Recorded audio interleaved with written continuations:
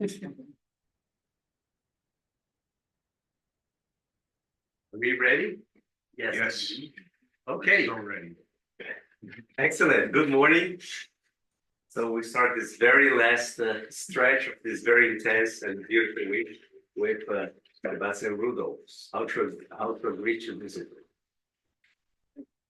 Thank you very much. So it's a great pleasure to be here. Thanks a lot to the organizers, Alessandro, but of course also Giuseppe, to make this all happen. It was really a wonderful week. I've enjoyed it greatly. So now what I'm going to talk about, so the material is targeted at an audience that is not primarily constituted of logicians. So bear with me if it's a bit flashy, a bit example driven and the like, but I think there's enough of logic inside for you to enjoy what's coming. Okay, so the idea behind all of this was to come up with a logical fragment or logical framework that allows to accommodate different views, different perspectives of agents or institutions. And this was a bit inspired actually by Lucia Gomez-Alvarez, who joined my group as a postdoc and brought the topic along. She was looking into, for instance, definitions of forest. And I mean, there's a gazillion different definitions of what a forest is and what constitutes a forest. And of course, then you can ask yourself, what's the relationships between the different definitions? So this kind of conceptual diversity, if you will, that's one of the major points that we wanted to tackle. So yeah, let me just start right away with an example. I'm also in the semantic web area, and we have actually a lot of ontologies or knowledge resources lying around. And of course, they are not all in sync, not all aligned in terms of the vocabulary they use. And yeah, we all know that knowledge sources embed the perspectives or their creation. So yeah, there's a lot of more or less formalized ontologies around. So nomicity is quite popular in ontology in the medical domain. But then you might also have private institutions having their own knowledge resources. So in this scenario, we have a private lab and we have a hospital, and the private lab makes some screenings and makes some produces some findings about somebody having a tumor or not. And then on the other hand, the hospital, of course, wants to know if a certain person or a certain patient is a high-risk patient. And then it might actually be the case, okay, you have some common knowledge where you say, okay, processes and tissues, that's two different things. They should be destroyed, right? On the other hand, we might have the hospital that subscribes to the point of view that tumors are actually processes. It's a process of something developing in your body that better shouldn't.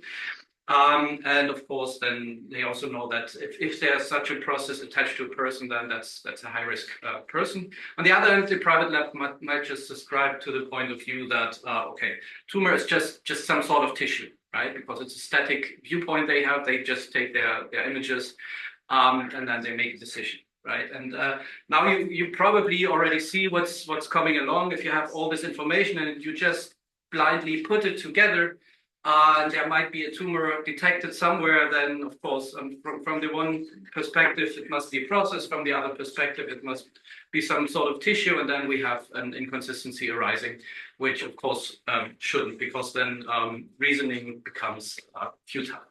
Thank you very much. Okay, so something needs to be done. Now there's different approaches. So some people then start doing ontology repair. Right? They just try to weaken some of the axioms so that they regain consistency. Some people start doing belief revision. So actually similar, they have some new incoming information and then they try to weaken the already present knowledge so that consistency is preserved.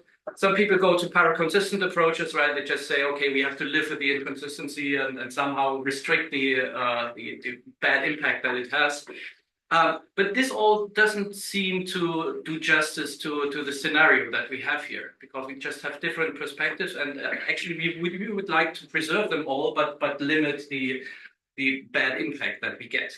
And so the approach that we've been pursuing, that we called or actually Lucia, because she brought the term along, called standpoint logic, is a multimodal logic, which could be characterized by simplified cryptosemantics, where we essentially specify knowledge relative to certain points of view standpoints. And so the idea in our scenario would simply be to put some model operators in front, saying, okay, it's generally accepted that processes are tissue, but then we have the lab's point of view saying that the tumor must be a tissue, and the point of view saying that the tumor must be processes attached to somebody. And this way we actually, and then of course, what we might also want to do is to say, okay, but how are these two perspectives related? Because as such, I do not see where these modal operators have a subscript.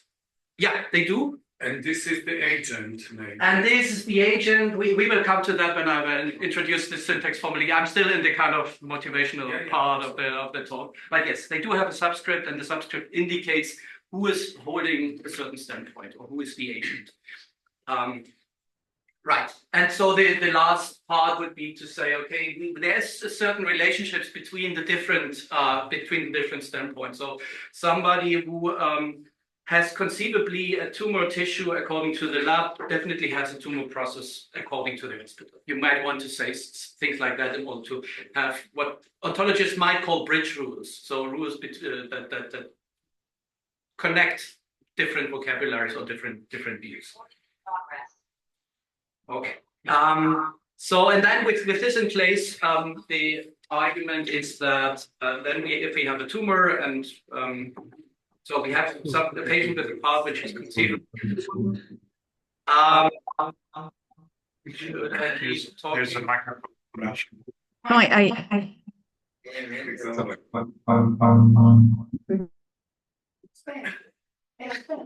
It was silence, but it acted out. Sorry. Oh, no worries, no worries. So the point is just, okay, then we can actually confine certain reasoning steps, say, okay, according to the lab, we have the patient who has a powder tumor, but then we have the bridge rule telling us, okay, then actually, according to the hospital, this patient actually must have a tumor process, and then the patient must be of high risk, and so we get our inference without causing any inconsistencies. So that's the high-level idea behind all of this, and now, of course, we need to become a bit more formal and say, okay, so how does this all work? I mean, the symbols used already indicate where this is going. It's a multimodal framework, and it's essentially a version of modal first-order logic that we use here. So how does it all work? We start from the syntax that has, of course, predicates and constants. We don't use functions. We could model them via predicates if we really wanted to. And we have another sort of atomic standpoints, right? Atomic, you could say symbols for agents that might hold certain views on it. And then we have formulae, right? And that's just pretty much first order logic. I already anticipate what's coming later by allowing for counting quantifiers, which of course is syntactic sugar in full first order logic. But then if we restrict, for instance, numbers of variables, then that makes a difference. And we have this modal operators, diamonds, and then dually boxes, where we put a standpoint expression in the subscript, and I will come to what that actually means. So, I mean, the meaning is pretty much what we know from epistemic modal logic, right? Just if we put a diamond, we say, okay, to E, to the agent E, or to the standpoint E, it's conceivable that something is the case, and then we can put as a dual, we get the box, which means to E, it's unequivocal that something is the case. Right? So that's the intended reading. And now what we have on top is, okay, we can of course put just agents as a subscript, but then we can also, we have something we call a standpoint algebra. So we can put things together, agents together, we can take the union, the intersection, and also the difference. And we have the universal standpoint, right? That really pretty much covers all the possible worlds that are there. I will talk about the semantics in a moment. Okay, and then let's go over this. Yeah, let's just go to the semantics right away, which is model theoretic. Sorry for that. I know I'm among proof theorists who might prefer other ways of defining semantics, but we do it this way, and an interpretation would look like this. And so it would contain, well, a domain, right? And that's, again, sorry, this is a definition by example, which you might not appreciate so much, but it's good to, to illustrate things. So we have a domain which can be finite or infinite, but it's really fixed. And we have a set of worlds. Some people might prefer to call them precisifications. And then we have standpoint assignments. So each elementary or atomic standpoint gets assigned a set of worlds, right? So we have the worlds that subscribe to standpoint B, we have the worlds that subscribe to standpoint R, and to the universal standpoint, every world subscribes. And then we have an interpretation assignment. So every world just gets first order interpretation assigned with the domain. So we have rigid domains. Sorry, that's okay. So we have rigid domains, and also we have rigid constants, which means really every name is the same in every world. It denotes the same individual in every world. Right, and then we can just go ahead and ask ourselves what first order standpoint formulae hold in our interpretation. And here we see, for instance, that A is assigned the unary predicate P in all B worlds, in all worlds that subscribe to the standpoint B. We can say things like, okay, there is an X which is indeterminate, right? Which is P in some worlds, some R worlds, and so it's indeterminate according to R. So it's P in some R worlds and it's not P in some other worlds. And then we might say, okay, in all R worlds, it holds that every P must have an R neighbor, right? And that's would all be satisfied. Yes. Can you quantify over agents? No. We just have agents. We have the, I mean, what we could do, we could take the union over all the agents that we know, but that would not be it would be a Hankin style quantification. Yeah. What is the difference between standpoint and assignment? It's a standpoint assignment. Okay. Oh yeah, sorry. I tried to indent things, so it's a standpoint assignment. Okay. We assign standpoints to worlds. But the set of agents is fixed. That's Yes. And finite, we would assume. Okay. Question, yes. Yeah, I wanted to ask about the rigid domains. Yes. To me, this looks like a very strong modeling assumption, but maybe it's not. So I'm curious about whether this is something that kind of reality warrants, or whether this is something you do to simplify the logic.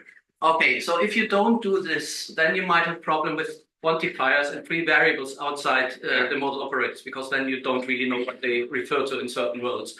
So that's technically it's more convenient to deal with that way. There's also arguments that say actually it's once you have rigid domains, you can easily simulate non-rigid settings by just having a domain predicate. Right, and then relativizing all the formula that you work with to this domain predicate, which might be different in each and every world, right? So there's ways around it. I think it's not so easy the other way around. That's why people actually, or some people we found in the literature, prefer the rigid domain setting to the other one, because it's easier to simulate. So in terms of like what you can model, you don't lose anything, but that would be the argument. Benefits. Right. Okay. Right.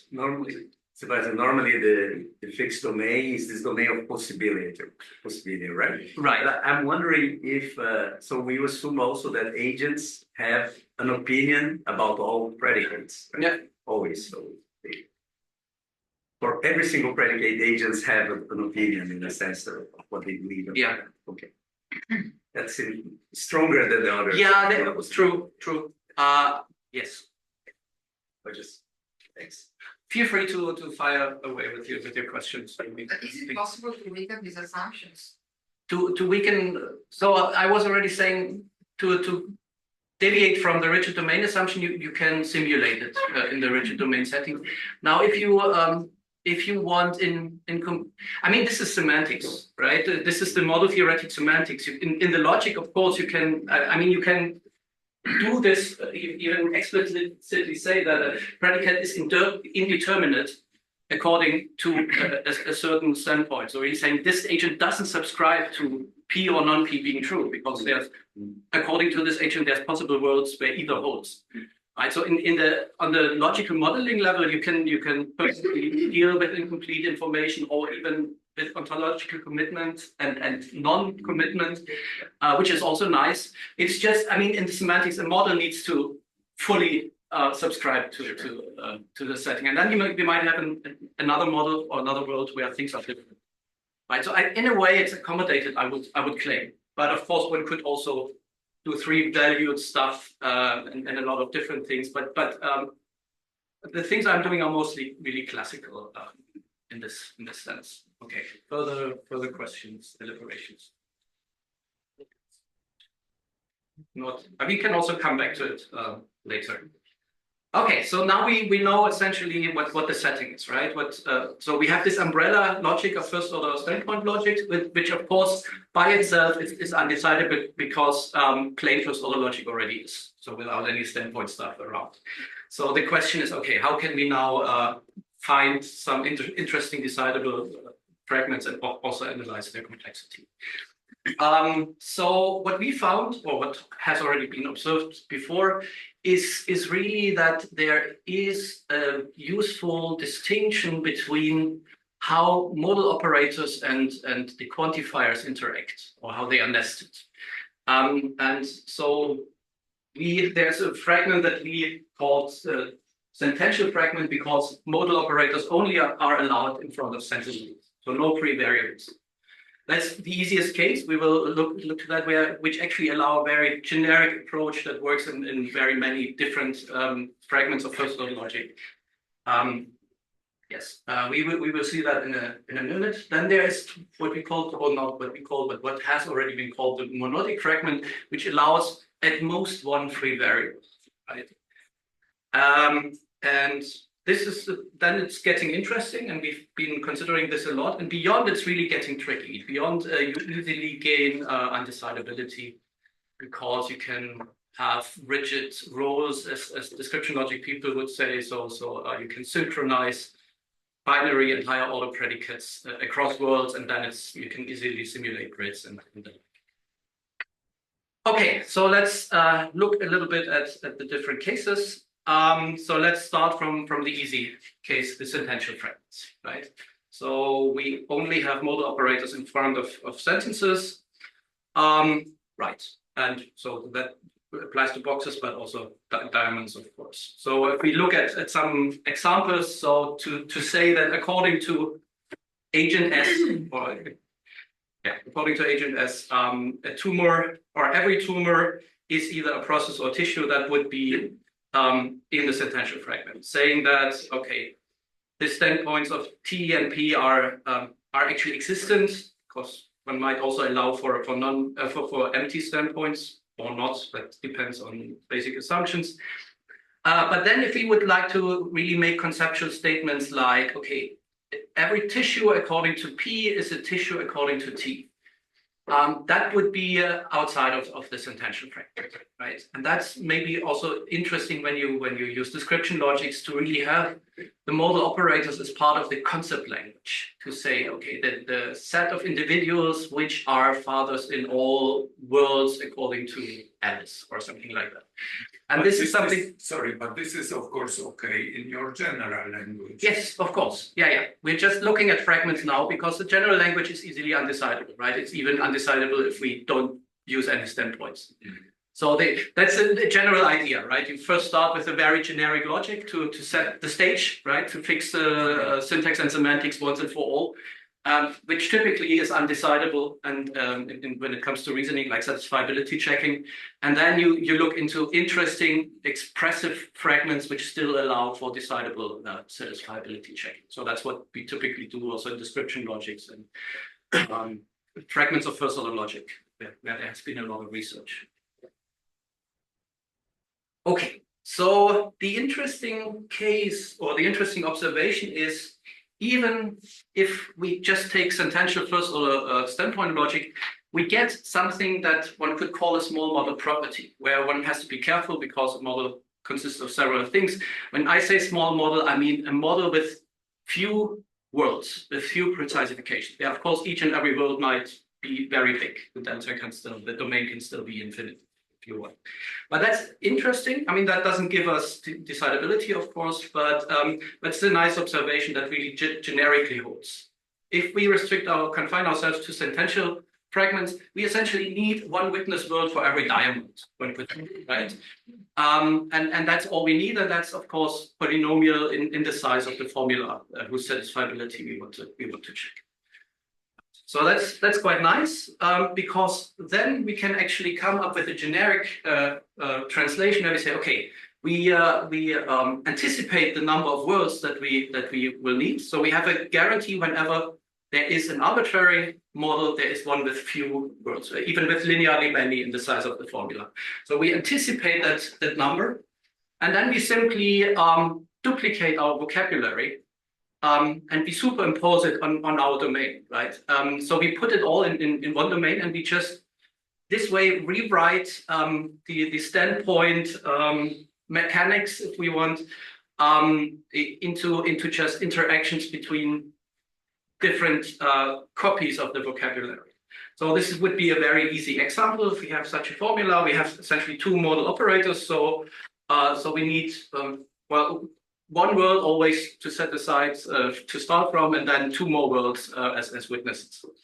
So we know we get away with three worlds if it is satisfiable at all, and then we would just translate it. And another thing is that we can actually this assignment or this subscript here, we just simulate by another propositional formula that we attach to the world, and then this works just like a charm. And so we have this easy correspondence between the plain first order model of the formula that we created and the first order standpoint logic model on the other end, by just duplicating the vocabulary. So I have one copy of the full vocabulary per level or per world. Mm-hmm. And we know we will need only a few worlds for satisfiability. So that's essentially the basic idea. It's not very difficult.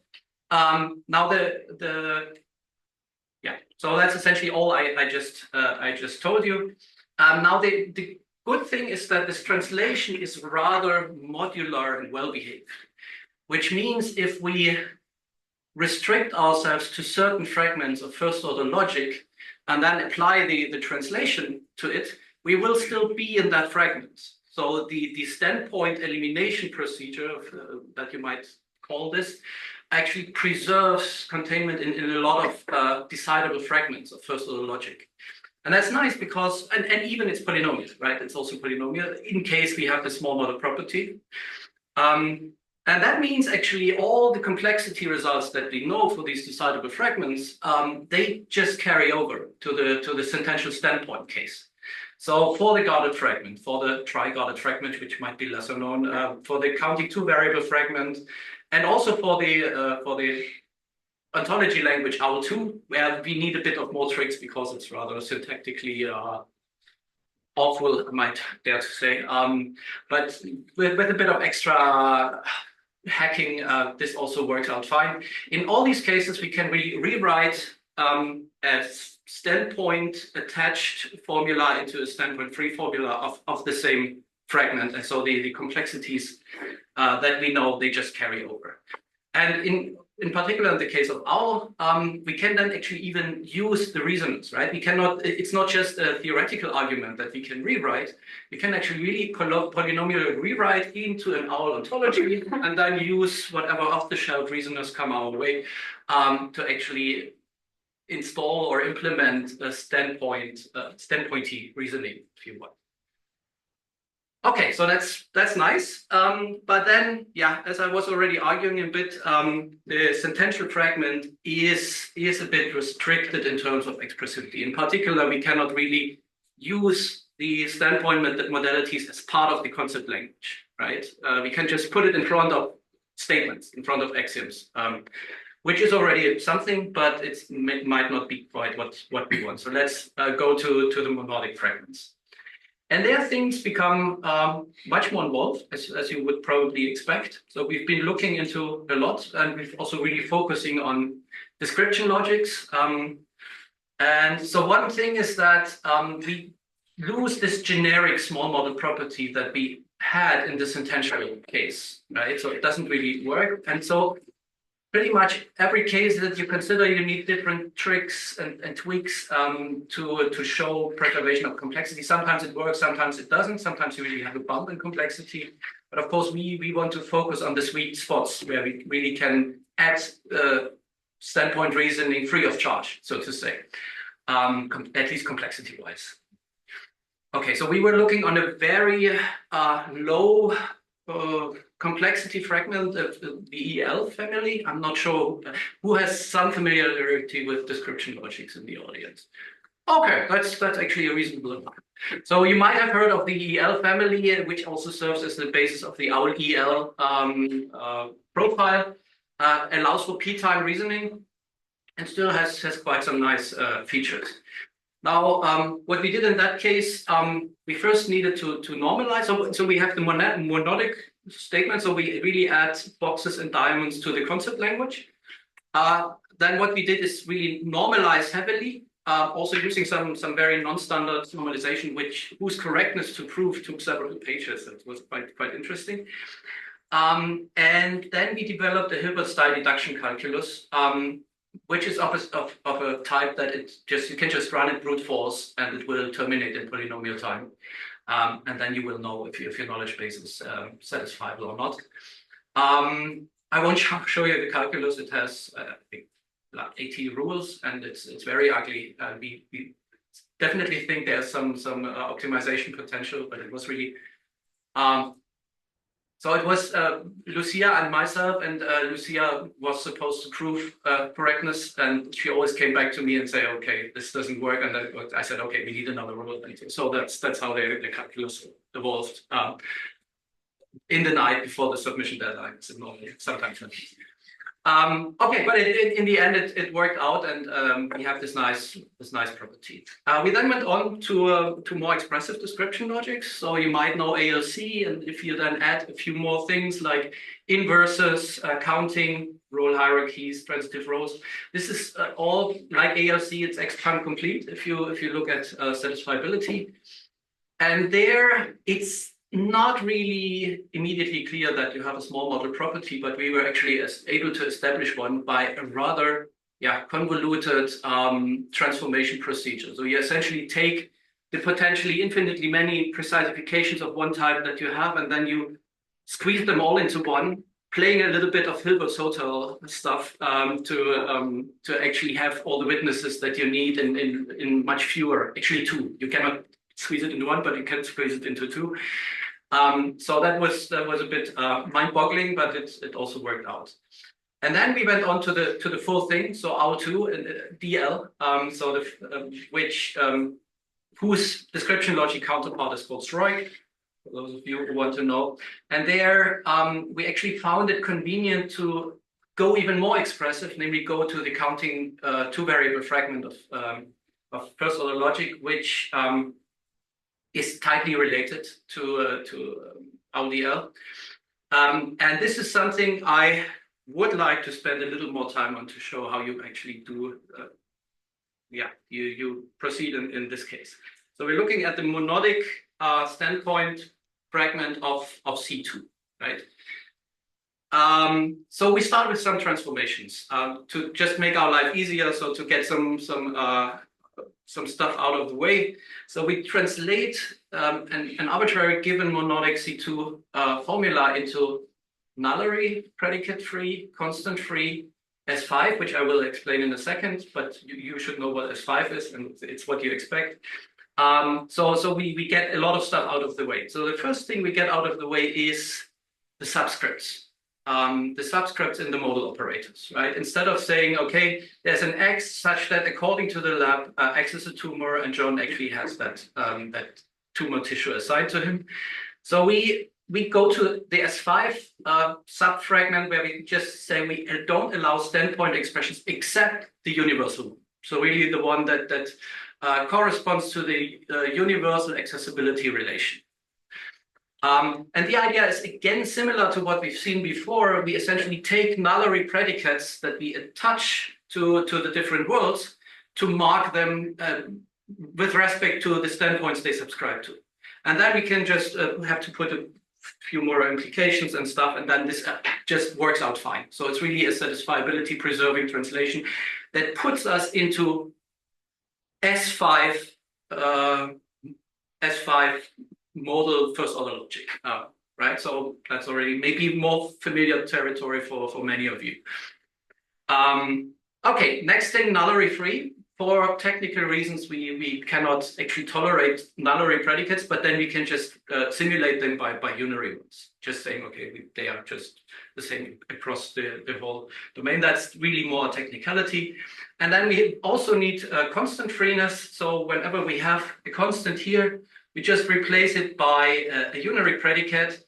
And then we say, okay, and by the way, this is actually unique in each world, but it's also rigid across worlds, right? That's the two things we can axiomatize within the fragment that we're now in. So just to get this clutter out of the way, and so we can work with rather clean formulae in what comes next. Okay, feel free to ask questions in between if you want. Okay, and the next step then and now with such a cleaned up formula, how do we actually check satisfiability? And one observation which is important to make is here the small model property breaks down fully, right? So we know in unstandpointified C2 is next prime complete, so that would be our goal, right? But yeah. We have this the small model property that was of so much and great help in the other fragments. It doesn't really hold, and that's not so hard to see maybe, because what we can do here to say is, okay, first we can write down a formula that enforces an infinite domain. Just saying, okay, there's a first element which doesn't have any incoming next relation, and then every element has a next element. And also, this is all kind of, and it doesn't have more than one incoming next relation. And this way, we can just enforce infinity of delta of the domain. And then we just need two more statements saying, okay, every entity is first in some world, and only one first entity exists per world. So that's just playing a little bit with the quantifiers and the modalities. And this way, the infinity of the domain that we enforce carries over to the infinity of the number of worlds that we will need, right? So no hope to even get a finite world model. So that's unfortunate. So what can we do instead? So this is now a very shallow, no, not shallow, but an overview of the strategy that we pursue to still show. So we have this monodic, also cleaned C2 first order standpoint logic formula, and we want to know, is it satisfied in some first order logic standpoint structure? And this structure can be, as I said, it can be can be possibly infinite, and it also can be very irregular. So each and every world behaves differently, right? And what we first show is actually, okay, if this is the case, then we actually also find a model that is much better behaved. It's still possibly infinite because we cannot get around that, but it's much more regular, whatever that might mean. I come to that in a second. But we will be able to show this correspondence. Okay, and now what means regular? It actually means that we can create this specific type of model from a structure which looks like a model but is not quite. It's it only has exponentially many worlds with respect to the size of the formula considered. And then we do an operation that I call permutational closure to actually create this other world. So now let's maybe look. Okay, I'll first finish the overall argument and then look into the details. So once we've established that, so we have a model representation, which is of smallish size with respect to the world, then we can actually encode it not as a standpoint structure, but as a plain first order structure by a technique that we call stacking, right? You just put all the information in one model. And then what's left is really to come up with the transformation or translation of the original formula into a plain C2 formula so that we can really close this and the satisfaction works for both in the same way. So we have this correspondency here. So that's the overall plan. Because then, of course, we can just ask for this translated formula's satisfiability, and that we know is decidable and also has the complexity that we want and we hope for. Okay, let's quickly talk a little bit about this permutational closure because that's an interesting idea. So what we do is we look at our standpoint model and we kind of subdivide it by unary predicates. So we have some elements that satisfy E1, some that don't, right? And then we might have other predicates, E2. So we kind of partition our model according to membership in these unary predicates. And then what we actually say is, okay, we consider all permutation that preserve membership in these partitions, right? And so what we do when we see such a thing, we would just take all the permutations. So we really swap the elements around at will. And this gives us a lot of further words, but very similar looking, right? But still, by this procedure, we really swap around witnesses in a manner so we can actually get away with very few worlds, and then the witnesses will be duplicated and translated or everywhere where we need them. Yes. So can I think of like orbit and then representing an orbit by just a Exactly. some canonical or not necessarily canonical? It's not any. It's not canonical. So you just pick one and that will do the job for. And we'll be providing with all the witnesses that you need for this partition, essentially, right? So we need one witness per partition and per diamond formula, essentially. So that's the idea. Okay.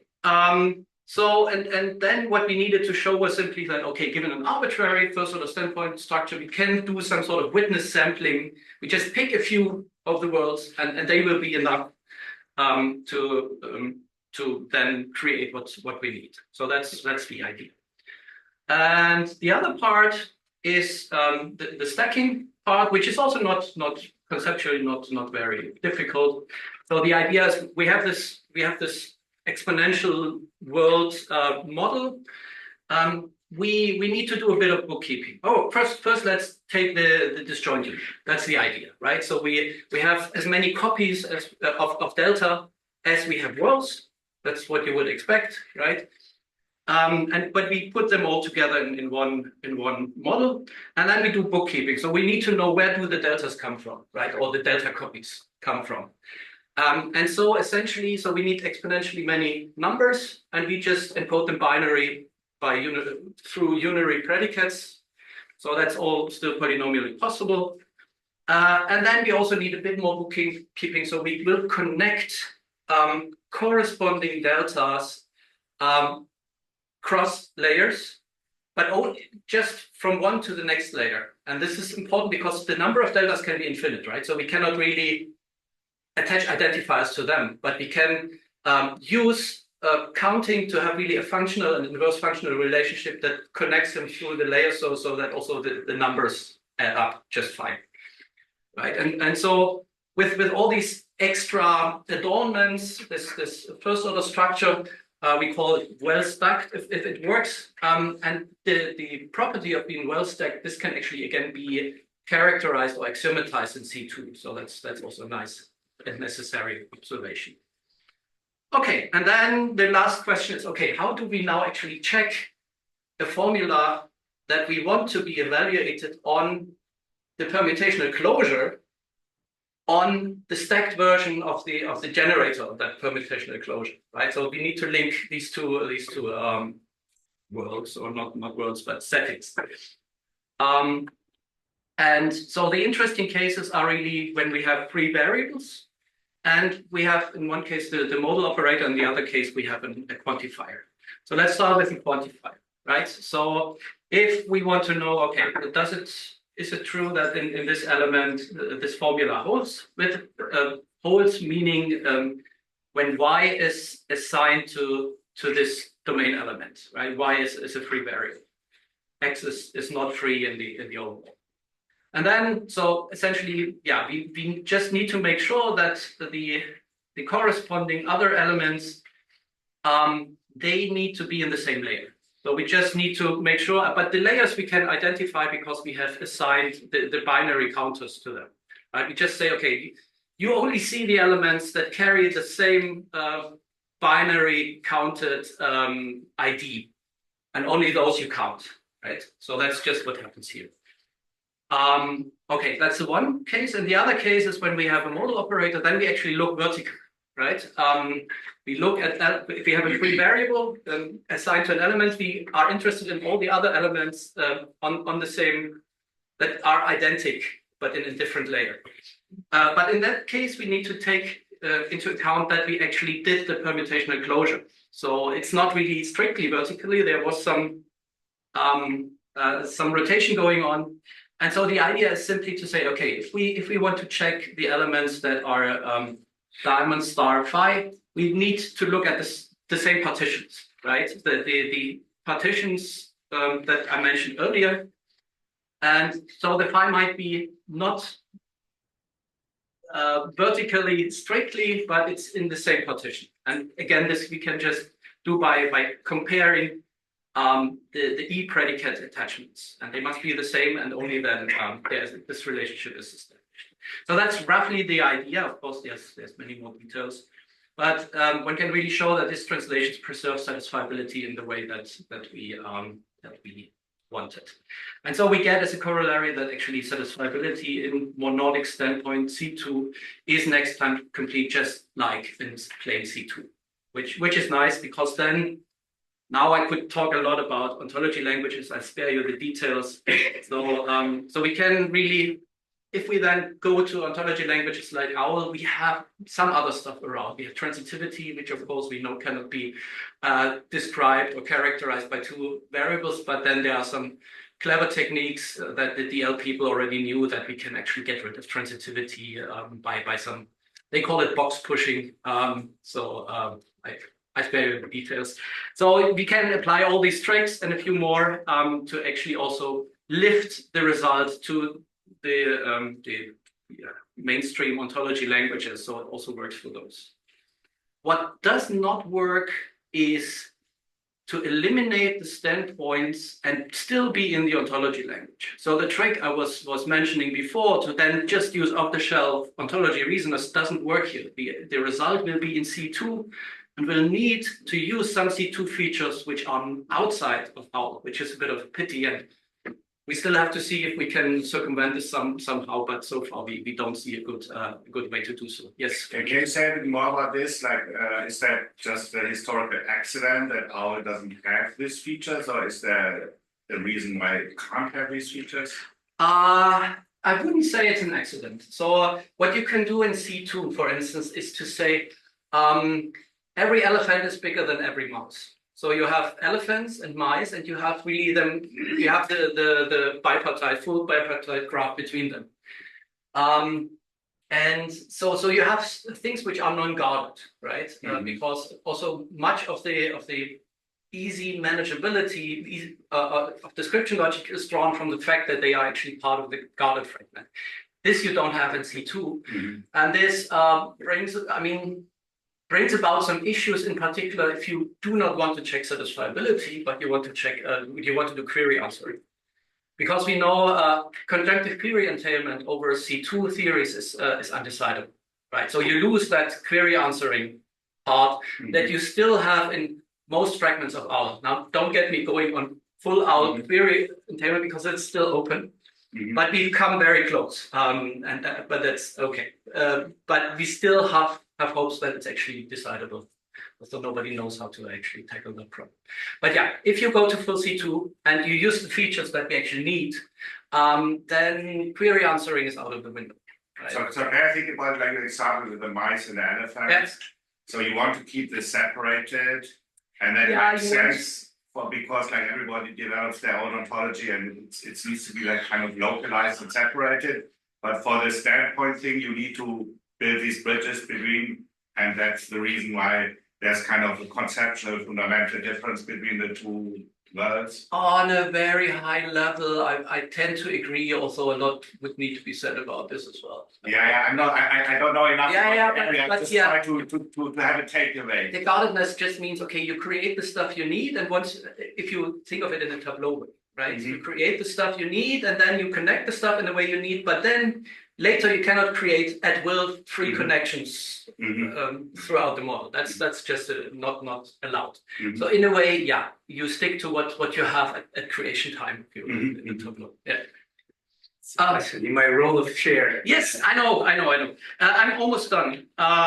So because essentially that could be my last slide. I have a few more, but so this is an interesting field, right? And there's a lot that can be done on the practical side, and there are people that actually start implementing algorithms, in particular when it comes to tractable fragments.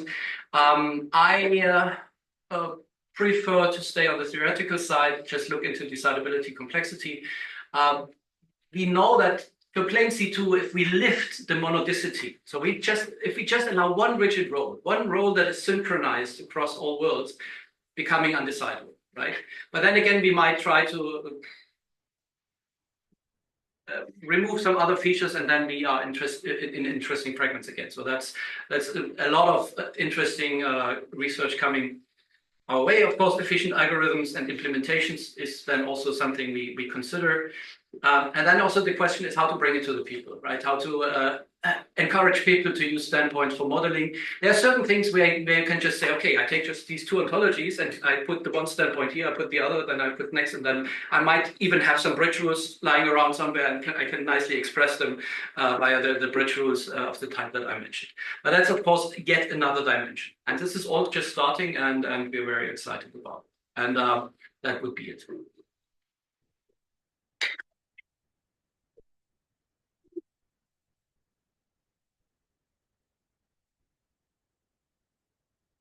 Think we can have time for still a few questions.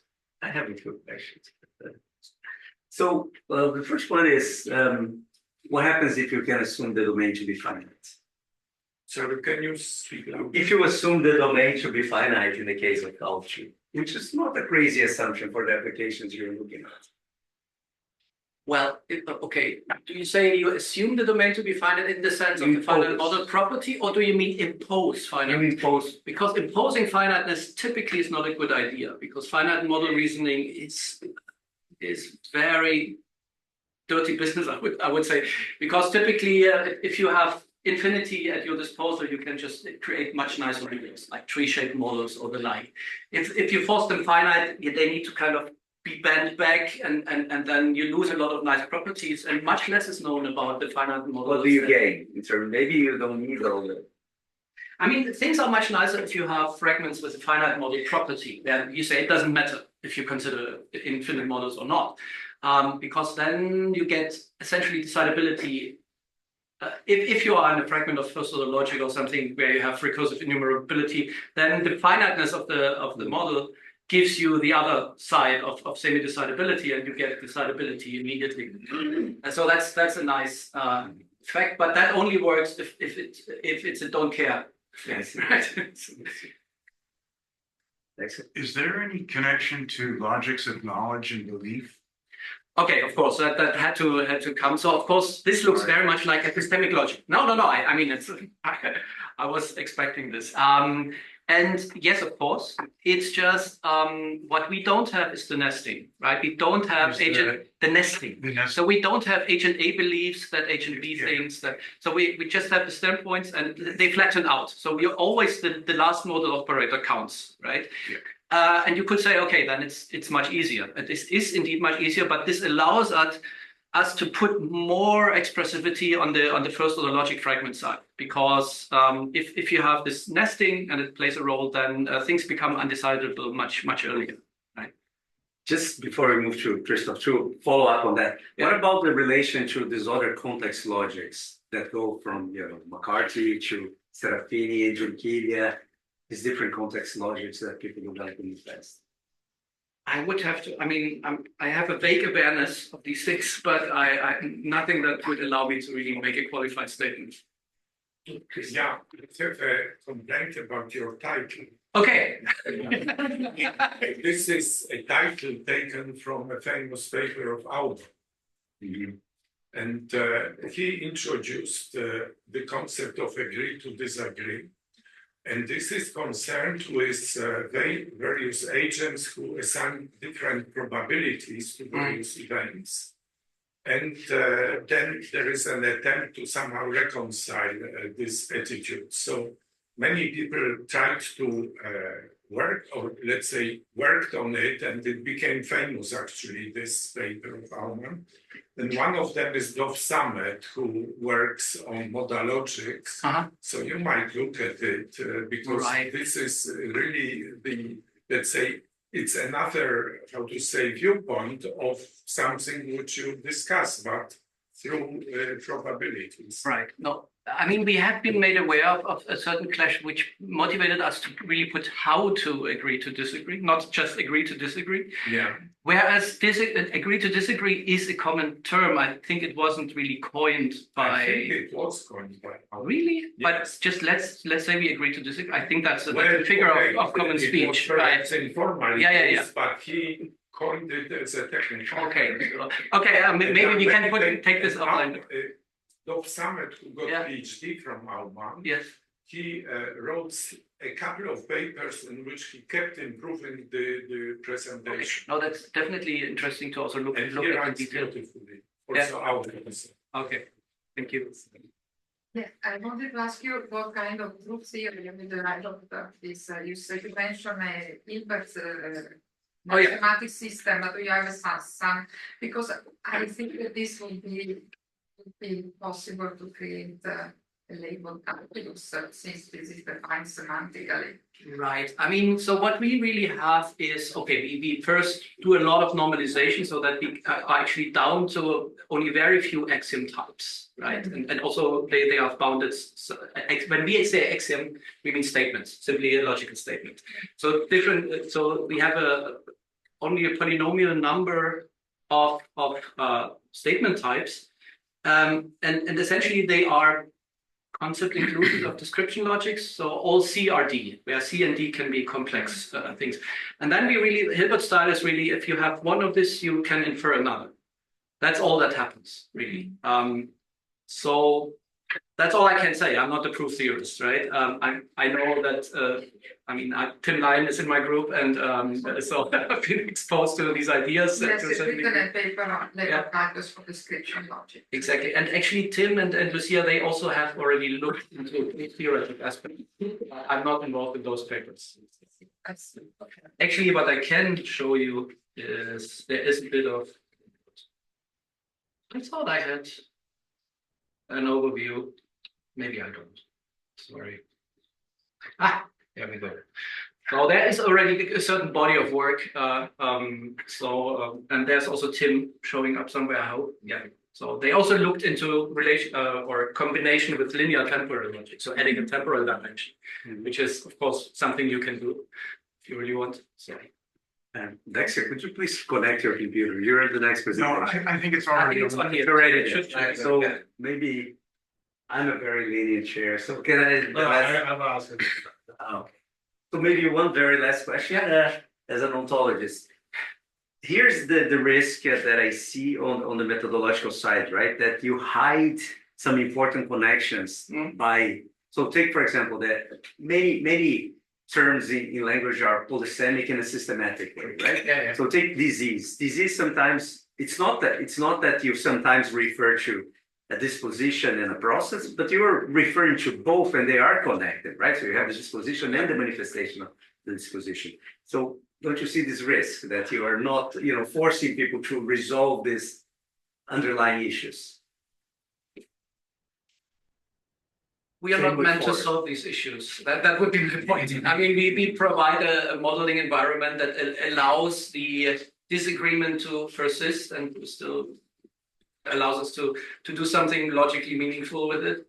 But yeah, of course. I mean, so of course you could just say, okay, now prefix everything this person says with one standpoint, prefix everything the other person says with this, then we And don't then have you any solve it interaction, later. right? Yeah. And then you might need to reintroduce bit by bit. So that's essentially, you could say it's a dual approach to just throwing it together and then see what happens, right?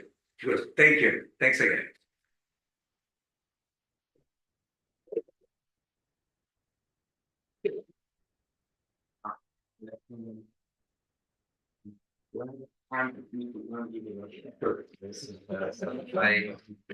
Okay, so maybe you can ask the question on the